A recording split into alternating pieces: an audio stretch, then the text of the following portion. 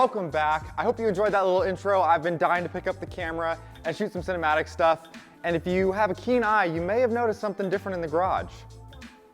We got some lights. Now, if you follow me on Instagram, I was posting about this as I was installing them, but this was a long overdue upgrade for the garage, and I am so stoked that we have better lighting in here. It is making a world of a difference filming, and I gotta give a huge shout out to my parents because they made this possible. They didn't want to see us filming in the dark anymore, and it helped us out and sponsored the lighting. So shout out to the Avenged parentals. Let them know down in the comments what you think of the new lighting and if you appreciate it, because this is absolutely a massive upgrade for the garage. You may even notice this side is the only side that I've done.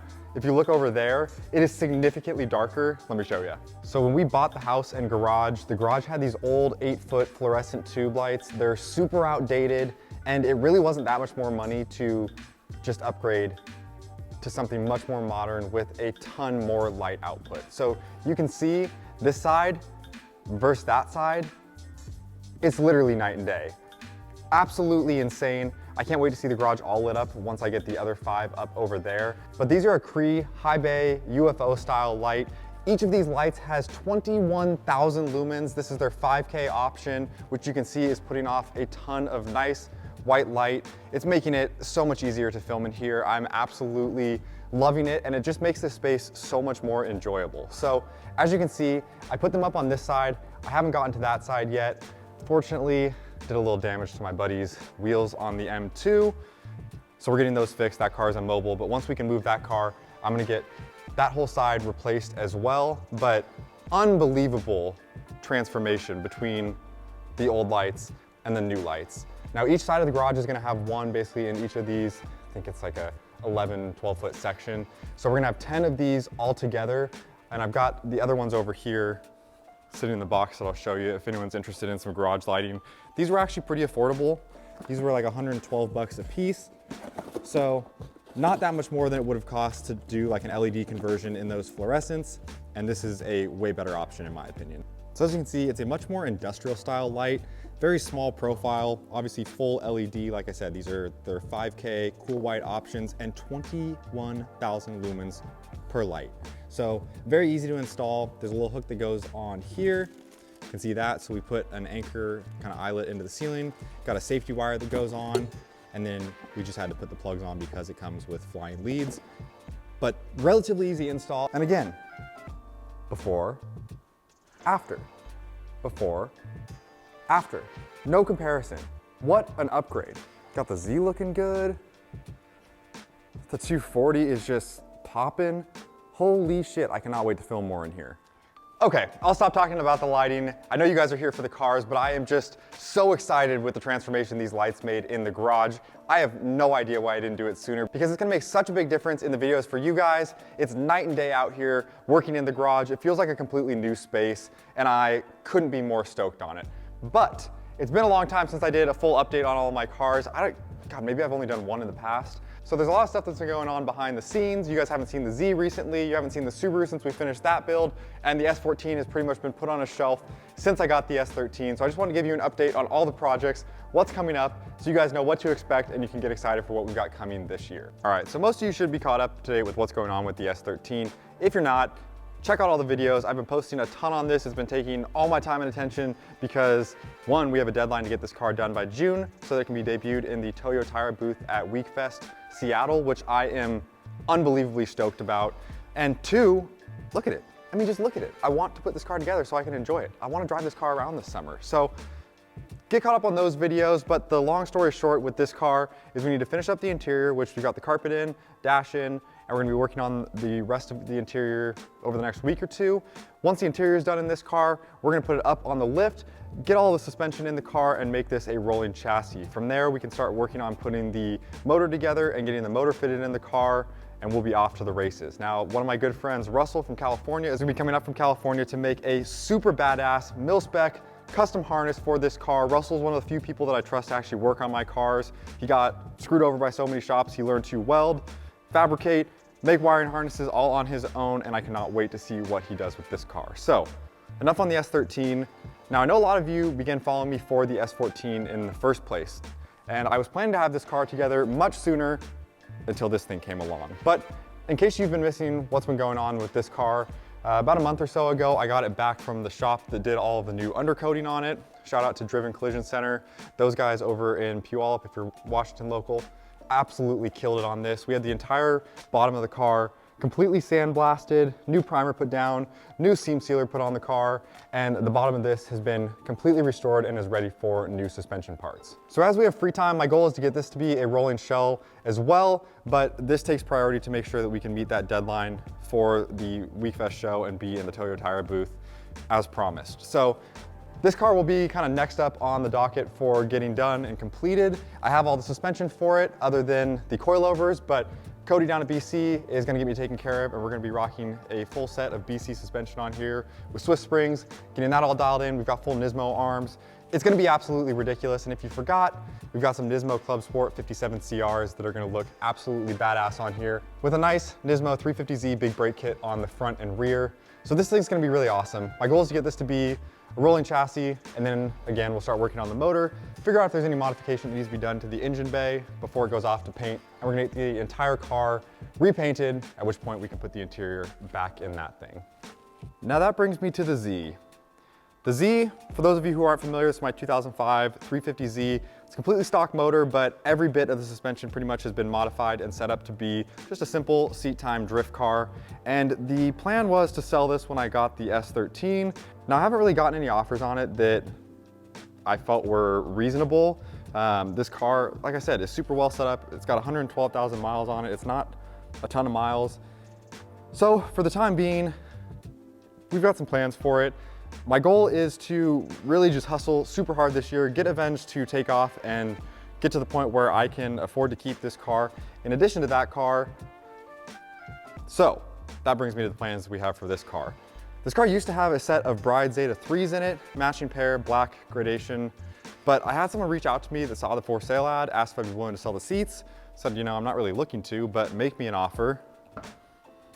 And as you can tell by the lack of seats in here, it was a pretty good offer. So I was actually able to upgrade to the new Zeta 4s in all black for this car for about the same price that I sold the Zeta 3s for. So I couldn't turn that down. So unfortunately, like 3-4 years ago when I did the whole interior upgrade on this car, I put the Zeta 3s in it, the steering wheel, all that kind of stuff.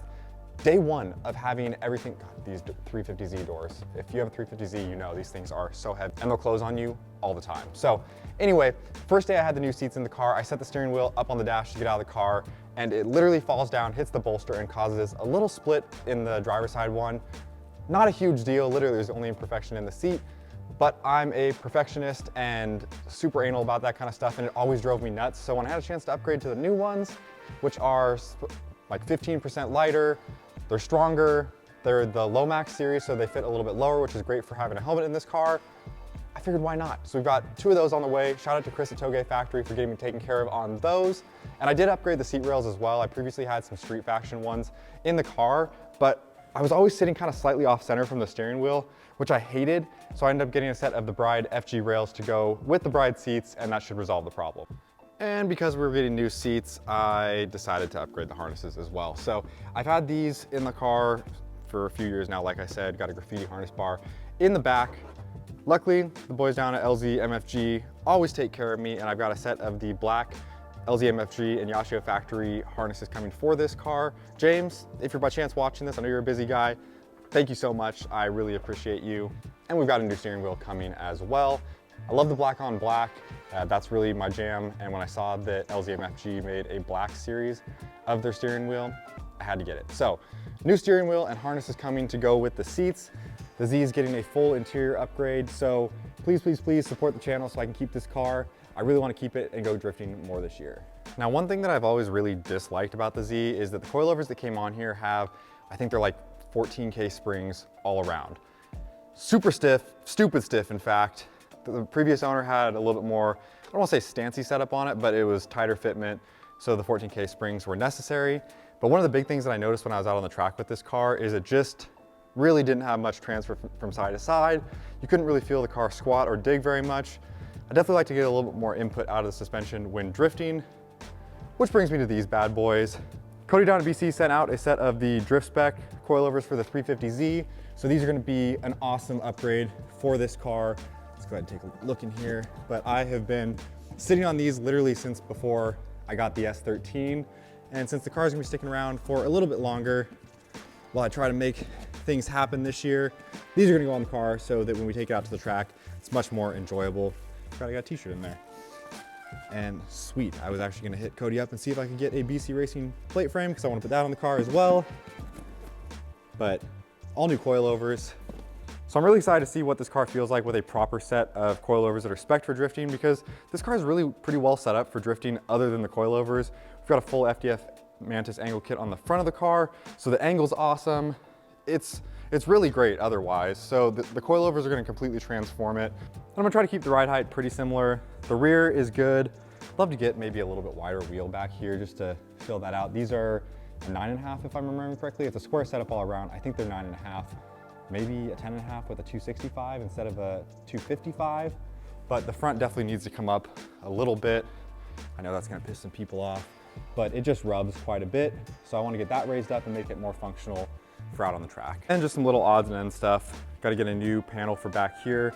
The one that was in the car is in here somewhere, but unfortunately the tabs on the bottom that support this spare tire well cover here broke off, so I just want to replace that. Again, I know it's a drift car, but I like to drive this car on the street, and I'm anal and want my cars to be super clean.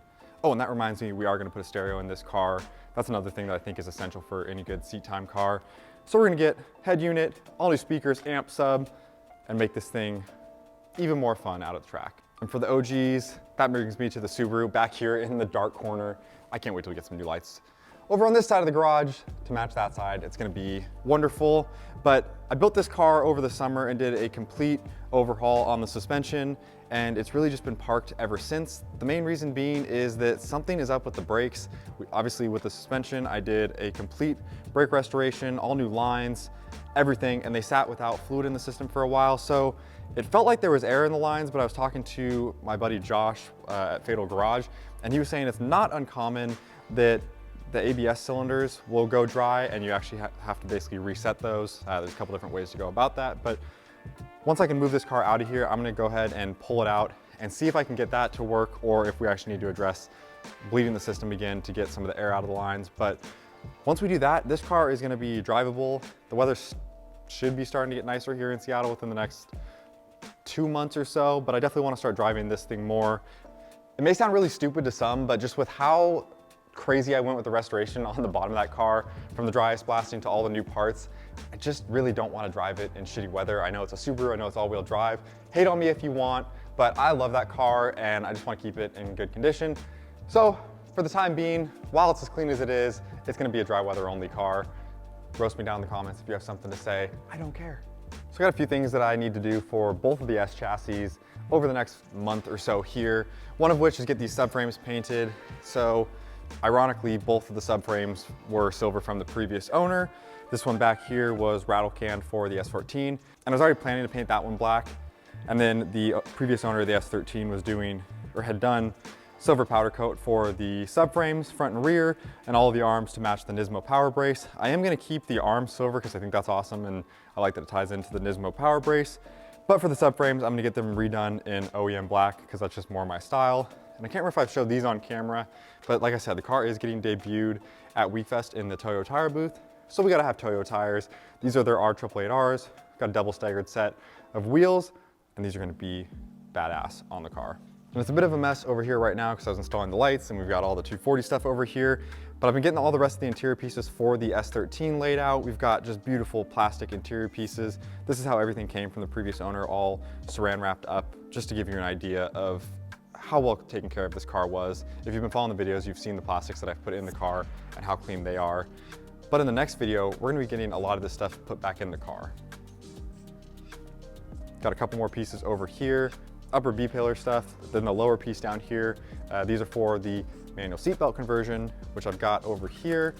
I mean, literally, the previous owner sourced so many cool, rare parts that I cannot wait to get put in the car. If you've been following along, you already have seen all of this. If not, go check out that video. But in the last video, I got the carpet mostly fitted in the car. The dash is back in, center console's all in.